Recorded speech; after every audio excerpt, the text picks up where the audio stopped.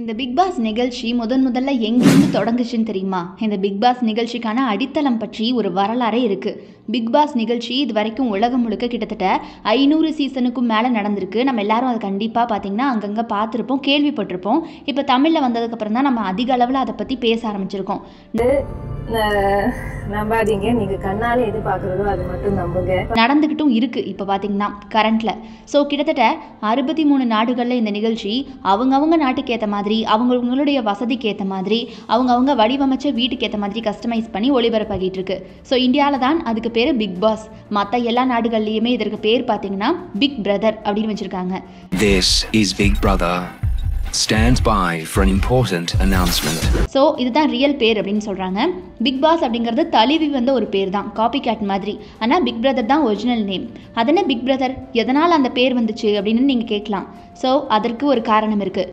George Orwell அவர் எழுதின 1984 அப்படிங்கிற நாவலில் வந்த ஒரு விஷயம் தான் பார்த்தீங்கன்னா இந்த ஷோ, பிக் பிரதர் அப்படிங்கிற ஷோ. ஸோ அதன்படி மனுஷங்களை தொடர்ச்சியாக ஒரு அடக்குமுறை கண்காணிப்பில் வச்சுருக்கிற சிஸ்டமேட்டிக் ஒரு விஷயத்தை தான் பிக் பிரதர்னு சொல்லுவாங்க. அண்ட் எப்படின்னா எல்லா தரப்பு மக்களையும் ஒரு இடத்துல குவிச்சு அவங்களுடைய அந்த நடவடிக்கையை கண்காணிக்கிறது. சொல்லப்போனால் இது ஒரு அடக்குமுறை தான். இது போக அல்ப சந்தோஷம்னு சொல்லுவாங்க இல்லையா, அவங்க என்ன பண்ணுறாங்கன்னு பார்த்து தெரிஞ்சுக்கிறதுல ஒரு சந்தோஷம் வரும்ல, அந்த சந்தோஷத்துக்காக தான் பார்த்தீங்கன்னா முதலாக இது உருவாக்கப்பட்டதே. நாங்க பந்தய குதிரை இல்லை, நாங்கெல்லாம் மனுஷங்க.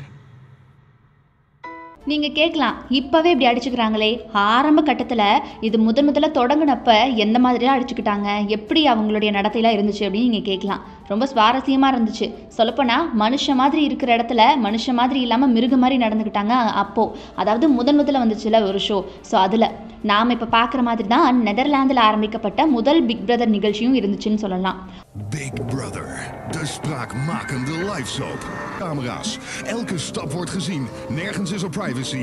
ஒரு பெரிய வீடு, இதே மாதிரி தான். அதில் சில போட்டியாளர்கள், நம்ம இப்போ சில கண்டஸ்டன்ஸ் பார்க்குறோம்ல, இந்த அளவுக்கு மோசமாக இல்லை, அங்கங்கே கொஞ்சம் தரத்துக்கு ஏற்ற மாதிரி எடுத்திருந்தாங்க. வீட்டில் எல்லா இடத்துலையுமே சுற்றி கேமரா, அப்புறமா அவங்கவுங்களுக்குன்னு சொல்லிட்டு தனித்தனியாக பேசுறது கேட்குறது மாதிரியான ஒரு மைக்கு. இது பேசிக்காக அது எல்லா இடத்துலையும் ஒன்று தான் இருக்கும். நடத்தப்படுற போட்டிகளும் விதிமுறைகளும் எலிமினேஷன் ப்ராசஸும் மட்டும்தான் ஒவ்வொரு நாட்டுக்கும் தகுந்த மாதிரி மாறுபட்டுக்கிட்டே இருக்கும். இங்கே நம்ம நாட்டில் ஒரு மாதிரி இருக்குது, ஆனால் பக்கத்து நாட்டில் வேறு மாதிரியான எலிமினேஷன் ப்ராசஸ் இருக்கும். அங்கே இருக்கிற ரூல்ஸே வேறு மாதிரி இருக்கும். ஸோ சில சமயம் ஒரு நாட்டில் ஹிட்டான ஒரு ஃபார்முலாவை இன்னொரு நாடு அப்படியே அடாப்ட் பண்ணிக்குவாங்க, காப்பி பண்ணிக்குவாங்க. ஸோ இதுதான் பார்த்தீங்கன்னா பேசிக்காக பிக் பிரதருக்கு இருக்கக்கூடிய பாலிசிஸ் அண்ட் ரூல்ஸ். சரி, இப்போது இந்த பிக் பிரதர் இல்லை பிக் பாஸ்ங்கிற ஐடியா எங்கிருந்து வந்திருக்குன்னு நீங்கள் யோசிக்கலாம். நான் சொன்ன மாதிரி அந்த முதல் நாவலில் இருந்து தான் அது வந்துச்சு. இருந்தாலும் கூட சில பல ஷோஸ் மூவிஸ்லேருந்தும் கூட நிறைய விஷயத்தை அடாப்ட் பண்ணிக்கிட்டாங்க இந்த ஷோ நடத்துகிறவங்க. அண்ட் ஒரு வீட்டுக்குள்ளே பலதரப்பட்ட மக்களை குவிக்கும் போது அவங்களுடைய எண்ணங்கள் மாறுபடும், செயல்கள் வேறுபடும். அந்த நிலைமையில் அவங்க என்னெல்லாம் பண்ணுறாங்க அப்படிங்கிறத பார்க்குறதுக்கு அப்போ பல ஃபேன் பேஸே இருந்துச்சான். நீங்கள் யோசிச்சு பாருங்கள், பல ஆண்டுகளுக்கு முன்னாடியே அப்படி ஒரு ஃபேன் பேஸ் இருந்துச்சுன்னா இப்போ டெக்னாலஜி ரொம்ப இம்ப்ரூவ் ஆகிடுச்சு. எங்கிருந்து வேணால் யார் வேணால் எதை வேணால் பார்க்க முடியும். ஸோ அப்போ இப்போ இருக்கக்கூடிய மனுஷங்க மத்தியில் எவ்வளவு வக்கரமான மனசு இருக்கும். அதாவது இன்னும் சிம்பிளாக சொல்லப்போனால் இப்போ கரண்ட்டில் ட்ரெண்டிங் மூவி சொல்லலாம். ஸோ ட்ரெண்டிங் மூவியில் எப்படி காட்டியிருப்பாங்கன்னா, நிறைய பணக்காரங்க ஒரு கப்பலை வச்சு கேம் விளையாடுவாங்க. ஸோ அந்த கப்பலாக இருக்கவங்க தான் ஹீரோ ஹீரோயின். ஸோ அவங்கள வச்சு எப்படி கேம் விளையாடுவாங்கன்னா, அவங்களுக்கே தெரியாமல் அவங்கள ப்ரெஷரைஸ் பண்ணி ஒரு மாதிரி கேம் ஷோ மாதிரி நடத்துவாங்க. அவங்களுக்கு நிறைய டாஸ்க்கெல்லாம் கொடுப்பாங்க. இந்த டாஸ்கில் ஜெயிச்சா இவ்வளோ பணம் கொடுக்குறோம், ஸோ நீங்கள் இந்த மாதிரி இந்த கோட்டை தாண்டி வெளியில் போகக்கூடாது, இந்த ரூம்குள்ளே தான் தூங்கணும், இப்படி தான் சாப்பிட்ணும், இந்த மாதிரிலாம் பண்ணணும் அப்படிங்கிற மாதிரி. அண்ட் குறிப்பாக அதில் பார்த்தீங்கன்னா அவங்களுக்கு கொடுக்கப்படுற எல்லா டாஸ்க்குமே வேணும்னே அந்த மனுஷனை ப்ரெஷரைஸ் பண்ணுற மாதிரி இருக்கும். வேணும்னே அவனை ஸ்ட்ரெஸ்குள்ளே தள்ளுற மாதிரியே இருக்கும். அப்படிலாம் பண்ணால் அடுத்து அவனுடைய செய்கை எப்படி இருக்கும் அப்படின்னு பார்க்குறதுக்காகவே நிறைய பண முதலைகள் இதை இன்னுமே உலகம் முழுக்க விளையாடிக்கிட்டு இருக்கிறதா சில பல தகவல்கள் இருந்தாலும் கூட அதற்கு இன்ன வரைக்கும் அஃபிஷியலாக எந்த ப்ரூஃபும் கிடையாது. ஸோ அதனாலேயே இது பார்த்தீங்கன்னா ஒரு விதமான கட்டுக்கதை அப்படிங்கிற மாதிரி உலா வந்துக்கிட்டு இருக்கு. இது இன்னுமே நம்மளால் நம்ப முடியாட்டியும் கூட சில இடத்துல நடக்குது அப்படின்னு சொல்கிறாங்க. இன்ஃபேக்ட் சொல்லப்போனால் இந்த வெப்லாம் இருக்குது இல்லையா, டார்க் வெப், அந்த மாதிரியான ஒரு விஷயம்னு சொல்கிறாங்க. நமக்கு எந்த அளவுக்கு உண்மைன்னு தெரியாது. ஆனால் பாருங்கள், மனுஷனே துன்புறுத்தி பார்க்குறத, மனுஷனே ரொம்ப டிப்ரெஸ் பண்ணி பார்க்குறத விரும்புகிற மனுஷனும் இங்கே வாழ்கிறான் அப்படிங்கிறது தான் நிதர்சனமான உண்மை. அது நம்ம எல்லாருக்கும் உண்மையே தெரியும். அண்ட் இதே மாதிரி ஒரு மூவி சொல்லணும் இங்கிலீஷில் அப்படின்னா, அதே மாதிரி தி ட்ரூமேன் ஷோ அப்படிங்கிற படமும் இருக்குது. அந்த படத்தில் உங்களால் பார்க்க முடியும், நிறைய பேர் இருப்பாங்க. ஆனால் அதில் ஒரு குழந்தை பிறக்கும். அந்த குழந்தை பிறந்ததுலேருந்தே அந்த நொடியிலிருந்தே அதனுடைய வாழ்க்கையை முழுக்க லைவாக டிவியில் ஒளிபரப்ப ஆரம்பிப்பாங்க. அது எப்படி இருக்கும்? ஸோ இதுதான் பேசிக்கான கான்செப்டே இந்த பிக் பாஸ் ஷோக்கு. In case I don't see ya, good afternoon, good evening and good night. ஆனால் அது உண்மையான உலகத்தில் நடத்த சாத்தியம் இல்லை அப்படின்னு அவங்களுக்கு தெரியும். அதனால் என்ன பண்ணுவாங்க, அந்த பையனை மட்டும் உண்மையாக, மற்றபடி அந்த உலகத்தில் வாழ்கிற எல்லாத்தையும் நடிகர்களாகவும் செட்டப் பண்ணுவாங்க. ஸோ அந்த பெரிய செட் இருக்குல்ல, அந்த ஒரு செட்டு தான் கான்செப்ட் நமக்கு. ஸோ அதுதான் நம்மளுடைய உலகம், இதுக்குள்ளே நம்ம எப்படி வாழ போகிறோம் அப்படின்னு அந்த பையனுக்கே தெரியாமல் அந்த மாய உலகத்துக்குள்ளே வாழ ஆரம்பிப்பான். அந்த பையனை பார்க்குறோம் இல்லையா நம்மெல்லாம், ஸோ நம்மளே எப்படி என்ஜாய் பண்ணுவோம், அந்த என்ஜாய்மெண்ட் தான் அந்த ஷோவை உருவாக்குறான் இல்லையா அவனுடைய மூலதனம். ரொம்ப அற்புதமான தத்வார்த்த ரீதியான சிந்தனை கொண்ட, நல்லா சிரித்து ரசிச்சுட்டே பார்க்கக்கூடிய படம் தான் நான் இப்போ சொன்ன ட்ரூமன் ஷோ. ஸோ அந்த படத்துடைய கான்செப்டோடைய இன்னொரு ஒரு ஸ்ட்ரக்சர் தான் இந்த பிக் பாஸ் ஷோ அப்படின்னு சொல்லலாம். ட்ரூமன் என்ன செய்யணுங்கிறத நாங்கள் தான் முடிவு பண்ணணும். சராசரி வாழ்க்கை வாழ ட்ரூமனுக்கு நான் ஒரு உலகத்தை உருவாக்கி கொடுத்துருக்கேன். பிக் பிரதர் ரொம்ப ஃபேமஸ் ஆனதுக்கு அப்புறமா தான் அதில் கண்டினியூஸாக வந்த பல பேரும் கான்ட்ரவர்சியில் சிக்க ஆரம்பிச்சாங்கன்னு சொல்லலாம்.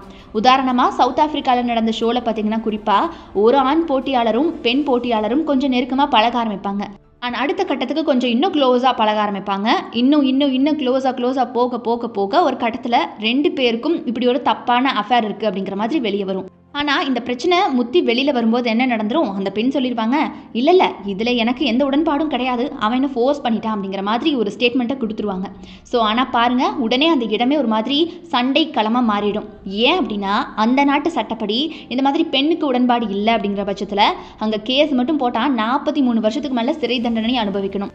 உடனே தடாலடியாக 2 கண்டஸ்டன்ஸையும் அப்படியே ஷோலேருந்து வெளியே கொண்டு வந்துடுவாங்க அசால்ட்டாக. ஸோ அந்த 2 பேரும் வெளியில் போனதுக்கப்புறம் இன்னும் பார்த்தீங்கன்னா பரபரப்பாகிரும். அந்த விஷயம் இது பார்த்தீங்கன்னா நாடு முழுக்க ஃபேமஸ் ஆகிறதுக்கு உதவி பண்ணுச்சு இந்த ஷோவை. இது கூட பரவாயில்ல, அடுத்த ஒரு விஷயம் சொல்கிறேன், அது கேட்டால் ரொம்ப மோசமாக இருக்கும். பிரேசிலில் நடந்த போட்டியில் ஒரு நாள் ஏதோ ஒரு பார்ட்டி நடத்தினாங்க அந்த வீட்டுக்குள்ளே. ஸோ இங்கே நம்ம பிக் பாஸ்குள்ளே பார்த்தீங்கன்னா 1 டே ஃபெஸ்டிவல், 1 டே பார்ட்டி மாதிரி நடத்துவாங்க. ஆனால் அங்கே பிரேசிலில் நடத்தும் போது பார்த்தீங்கன்னா கொஞ்சம் தண்ணி கிண்ணி ஓவராக இருக்கும். ஸோ எல்லாரும் நல்ல போதையில் இருந்திருக்காங்க, மிதந்திருக்காங்க. அப்போ ஒரு ஆணும் ஒரு பெண்கிட்ட கொஞ்சம் ஃபோர்ஸெல்லாம் நடந்திருக்காரு. ஆனால் நடக்க முயற்சி செஞ்சுருக்காரு. அது பெரிய பஞ்சாயத்தாக மாறிடுச்சு வீட்டுக்குள்ளே. உடனே பிக் பிரதர் வீட்டுக்குள்ளே போலீஸே வந்துட்டாங்க. அந்த ஸ்பாட்லேயே பார்த்தீங்கன்னா அந்த மெயில் கண்டஸ்டண்ட்டை அரெஸ்ட் பண்ணதோடு இல்லாமல் அவன் எப்போவுமே இந்த மாதிரியான நிகழ்ச்சியில் கலந்துக்க கூடாது அப்படிங்கிற மாதிரி தடையும் போட்டுட்டாங்க, மொத்தமாக பேன் பண்ணிட்டாங்க. ஸோ ஆனால் இருக்கிறதுலையே இன்னொரு மோசமான சம்பவம் சொல்லட்டுமா, 2006 ஆஸ்திரேலியாவில் நடந்துச்சு அந்த ஒரு சம்பவம். யாராலையுமே மறக்க முடியாது. இன்றைக்கும் அந்த சம்பவத்தை நீங்கள் பார்த்தீங்க அப்படின்னா ஒரு பிளாக் டே, பிளாக் ஷோ மாதிரி தான் இருக்கும். அந்த ஷோவில் மோசமான நாள் அன்னைக்கு ஒரு பெண்ணுடைய முகத்தை அப்படியே கட்டில் அழுத்தி பிடிச்சிக்கிறான் ஒரு ஆண். இன்னொரு ஆண் என்ன பண்ணா அப்படின்னு கண்டிப்பாக இங்கே என்னால் சொல்ல முடியாது. இன்றைக்கி நீங்கள் கேட்டுட்ருக்க இந்த வீடியோ கூட வயலட் கண்டென்ட் ஆயிரும். அதனால் கண்டிப்பாக இதை இங்கே என்னால் சொல்ல முடியாது. நீங்கள் வேணும்னா போய் சர்ச் பண்ணி பாருங்கள். அதாவது 18 வயசுக்கு மேலே இருக்கவங்க கண்டிப்பாக சர்ச் பண்ணி பார்க்கணுன்னு நினச்சா பாருங்கள், இல்லைனா அதை கடந்து விட்டுருங்க. ஏன்னா அது ரொம்ப டிஸ்டர்பிங்காக இருக்கும். ஒரு ஆண் அதை என்ன பண்ணான்னு நான் இப்போ சொல்கிறது உங்களுடைய இமேஜினேஷனுக்கும் அப்பாற்பட்டது. ஸோ அந்த நேஷ்னல் டிவியில் என்ன பண்ணுறாங்க, அடல்ட்ஸ் ஒன்லி அப்படிங்கிற நடுராத்திரி டைமில் இதை லைவாகவே அப்படியே டெலிகாஸ்ட் பண்ணுறாங்க. ஸோ அதை பார்த்து ஆஸ்திரேலியன் போலீஸ் சும்மா இருப்பாங்களா, இது சட்டத்துக்கு புறம்பானது இல்லையா, உடனே நடவடிக்கை எடுக்கிறாங்க. அதனால் இந்த ஷோவை அந்த வருஷமே மொத்தமாக பேன் பண்ணிட்டாங்க, கேன்சல் பண்ணிட்டாங்க. இப்படி உலகம் முழுக்க ஏகப்பட்ட பஞ்சாயத்துக்களை பார்த்து தான் இந்த நிகழ்ச்சி இப்போ பார்த்தீங்கன்னா இவ்வளவு மிகப்பெரிய ஃபேமஸாக ஓடிக்கிட்டு இருக்கு. தண்டனைகள் கடுமையாக மாறணும். அந்த நாட்டுக்கு போனா இப்படி பண்ண முடியாது, ஐயோ இந்த நாட்டுக்கு வந்தா இப்படி பண்ண முடியாது. ஏன் அங்கெல்லாம் சட்டம் சாட்டை அடி அடிக்குது. பெண்ணை ரேப் பண்ணா நடு ரோட்ல நிக்க வச்சு தலைய வெட்டுறாங்க. ஆனா இங்க ஒருத்தனோட ஒரு சுண்டு விரல கூட நம்மளால வெட்ட முடியல. அண்ட் இம்பார்ட்டண்டான விஷயம் தெரியுமா, நம்ம ஷில்பா ஷெட்டி இருக்காங்களே, அவங்க எப்படி இவ்வளோ பிரபலமானாங்கன்னு நீங்கள் நினைக்கிறீங்க? பிரிட்டனில் நடந்த ஷோவில் அவங்க தனக்கு எதிராக நிறவரியை கடைபிடிக்கிறாங்கன்னு சொல்லிட்டு அழுதாங்க. இங்கே நிறைய ரேசிசம் நடக்குது, என்னை ஒதுக்கி வைக்கிறாங்க அப்படிங்கிற மாதிரி. ஸோ அவங்க அழுதாங்க இல்லையா, அந்த அழுகை தான் ஷில்பா ஷெட்டியை கவனிக்க வச்சது மக்கள் எல்லாரையுமே. பாருங்க எங்கே போயிடுச்சுன்னு. உலகம் முழுக்க ஷோஸ் இந்த மாதிரி போயிட்டுருக்கு. எல்லாமே இன்டர்நேஷ்னல் லெவலில் எடுக்கக்கூடிய கண்டஸ்டன்ட்ஸ். காலையில எந்திரிச்சதுலேருந்து ராத்திரி தூங்குற வரைக்கும் ஒரு சராசரி மனுஷன் ஒவ்வொரு நிமிஷமும் செத்து பொழைக்கிறவங்களோட வாழ்க்கையில விளையாடுறது உங்களுக்கு பொழுதுபோக்குல, அது விளையாட்டு இல்லடா, வியாதியா. ஆனா நம்ம ஊர்ல தான் என்ன நடக்குது, அநியாயம் நடந்துகிட்டு இருக்கு. அந்த அக்கா இந்த அக்கா அகோரி வாட்டர் மெலன்னு சொல்லிட்டு யாரையோ போட்டியாளராக அனுப்புறாங்க. அதையும் பார்க்க ஒரு கூட்டம் கூடி நிக்குது. இதுல போய் பிரபலமாகட்டியும் பரவாயில்ல, அட்லீஸ்ட் இருக்கிற கொஞ்ச நெஞ்ச பேரையாவது கெடுத்துக்காம வந்தா நல்லது. ஏன்னா இவங்களுடைய குடும்பத்து பேரையும் அங்க டேமேஜ் பண்ணிட்டு தான் நிறைய பேர் வெளியில வராங்க. அண்ட் இந்த ஷோவில் ரொம்ப விதிவிலக்கானவங்க, எல்லாருக்கும் பிடிச்சவங்க, எல்லாரையும் ரொம்ப டக்குன்னு அட்ராக்ட் பண்ணிட்டாங்க அவங்களுடைய நல்ல மனசால் அப்படின்னா நம்ம ஓவியா தான். ஃபர்ஸ்ட் ஆஃப் ஆல் ஃபர்ஸ்ட் எபிசோட்லேயே எல்லாரையும் கவர்ந்து ஃபர்ஸ்ட் நம்ம எல்லாத்தையும் ஆர்மியை ஓப்பன் பண்ண வச்சவங்க. நானும் ஆர்மி தான், எனக்கு கொடுக்கலையா? நீங்களும் ஆர்மியா? ஓவி ஆர்மி. அதுக்கப்புறமா பார்த்தீங்கன்னா ஆரி இருக்காங்க, ராஜுபாய் வந்தார், அதுக்கப்புறம் இப்போ ரீசெண்டாக பார்த்தீங்கன்னா அர்ச்சனா, இந்த மாதிரி எல்லாருமே பார்த்தீங்கன்னா நம்மளை அவங்கள நோக்கி திரும்ப வச்சாங்க. அதனால் இதுவரைக்கும் நிகழ்ச்சிக்கு போன எல்லாருமே பிரபலமானாங்களோ இல்லையோ கெட்ட பேரை நல்லா வாங்கிக்கிட்டு வந்தாங்க. நான் என்ன சொல்ல வரேன் அப்படின்னா, இப்போது நம்ம கூட இருக்கக்கூடிய யூடியூப் நண்பர்களே இருக்காங்க இல்லையா, அவங்களாம் என்ன கேட்குறாங்கன்னா, நீங்கள் ஏன் பிக் பாஸ் பற்றி பேசலை, பிக் பாஸை பற்றி ஏன் மெயின் கண்டென்ட்டாக நீங்கள் போடல அப்படின்லாம் கேட்குறாங்க. ஸோ நான் அவங்களுக்கும் சரி நம்மளுடைய வியூவர்ஸ்க்கும் சரி நான் சொல்ல போகிறது ஒன்று தான். நாளைக்கு நம்ம தட்டில் சாப்பாடு இருக்குமா, நாளைக்கு நம்ம குடும்பத்தை பார்க்குறதுக்கு போதுமான அளவுக்கு செலவு இருக்குமா? தீபாவளி செலவெல்லாம் என்ன பண்ணலான்னு யோசிக்கிறவங்க ஒரு ரகம்னா, தீபாவளி வரப்போகுது செலவுக்கு என்ன பண்ண போகிறோம் அப்படின்னு யோசிக்கிற நம்மளாம் எங்கே இருக்கோம்? நல்லா யோசிச்சு பார்த்துக்கோங்க. நம்ம குடும்பத்தை நாம் மட்டும்தான் பார்க்கணும். பிக் பாஸை பார்க்க பல பேர் இருக்காங்க, பல கண்கள் இருக்குது. ஐம் வாட்சிங் யூ அப்படின்னு சொல்கிறத விட ஐம் வாட்சிங் மை ஃபேமிலின்னு சொல்கிறது தான் பெருமையாக இருக்கும். அதனால திரும்பி உங்கள் குடும்பத்தை பாருங்கள். எல்லா இடங்கள்லையும் கேமராவை வச்சு உங்களை கண்காணிக்கிறதுனால இதுக்கெல்லாம் காரணம் நீங்க தான்றது புரிஞ்சிடும். உங்களுக்குள்ள இருக்கிற பயம்தான்